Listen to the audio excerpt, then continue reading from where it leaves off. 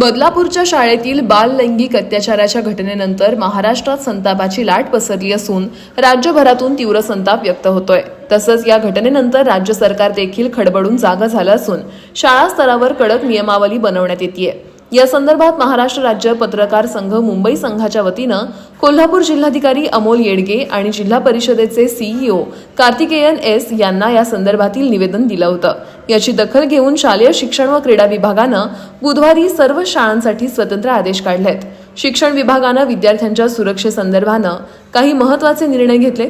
विद्यार्थी-विद्यार्थिनींच्या सुरक्षा विषयक उपाययोजनांच्या काटेकोर अंमलबजावणीबाबत शासन निर्णय जारी करण्यात आला असून शाळा व्यवस्थापनाला महत्त्वाचे आदेश देण्यात आलेत।